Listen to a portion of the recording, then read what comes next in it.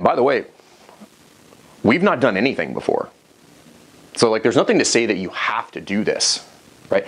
We went for a long time where, and again, it was based on where our business was, our coaching staff was, a lot of different things on there, where I just said, hey, like, we're just gonna bring people in, but what you have to do in that scenario is you really need to make sure that your coaches are on the up and up on scaling, on group management, because if you're gonna do nothing, you probably should have some pretty experienced as coaches.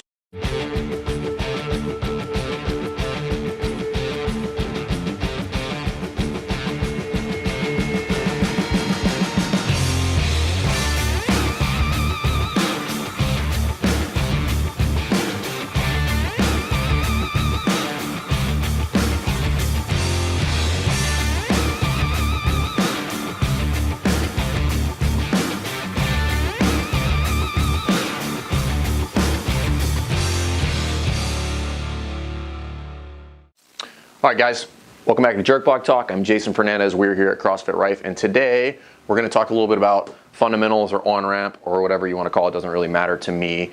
And because I was just recently talking to another gym owner and a couple other coaches about this, and the questions came up about like, well, how do you do it and when should you do it and all those things.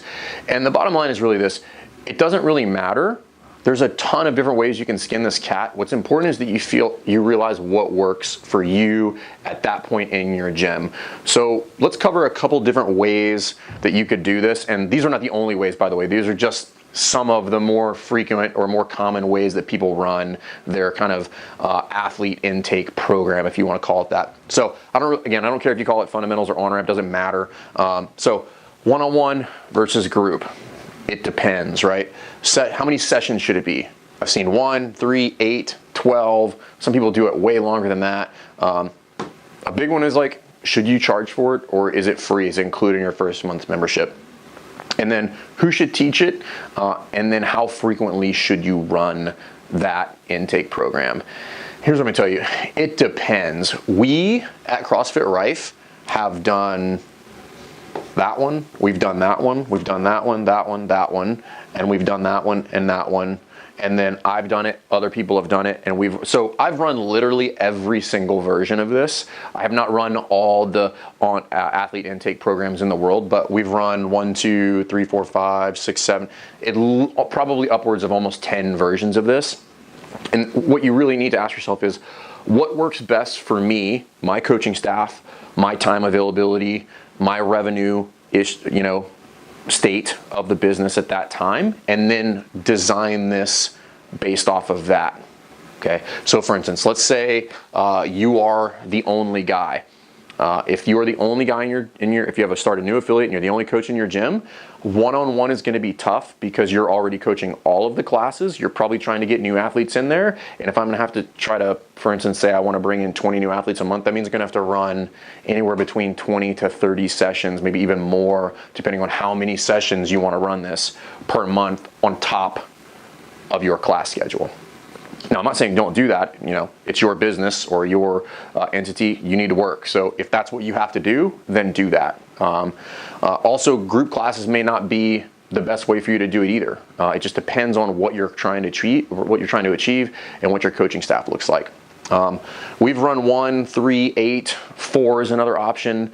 Again, it doesn't matter what the number is, and they also don't have to be fixed. You could have kind of a little left or right lateral limits on that, where just like, hey, plus or minus 1 session depending on the athlete, but also depending on how you're running the program.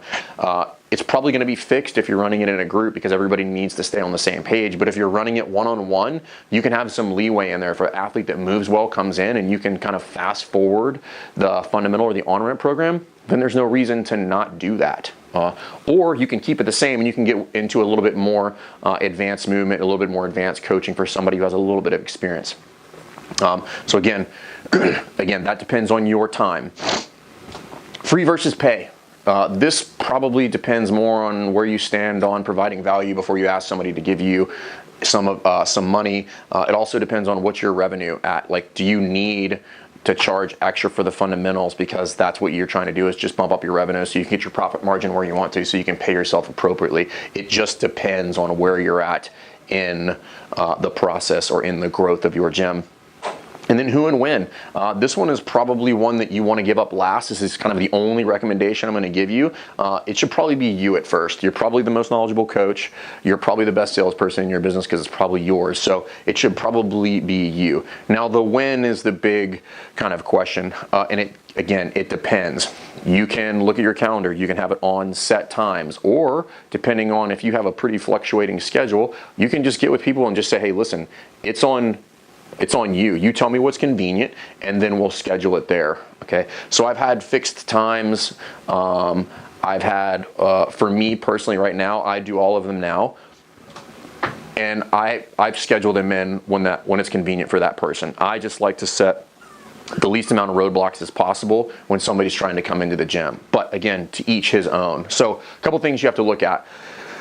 What's your revenue look like? Do you really need to bring in a lot of athletes? One-on-one, it's probably not your best bet. It's going to take you too long, and it's going to take you, and you're not really going to get the influx or the numbers that you need to. But at the same time, are you capable of managing large groups? Can you run fundamentals with athletes of a wide degree of ability in an intro session? I would tell you it's a pretty difficult feat if you've never done that before.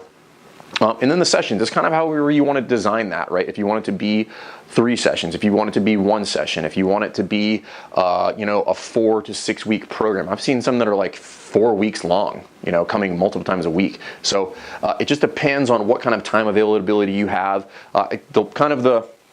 Kind of 2 schools of thoughts on like having like the longer on-ramp program. And again, it's not good or bad. It's just kind of what you see and what works for you. In some areas this works, and some it doesn't. Some people are turned off by that. They're like, oh, I have to show up on these days, and they're a little bit inconvenienced by the process. But some people hold strong and they're like, hey, if you want in, these are days you got to show up.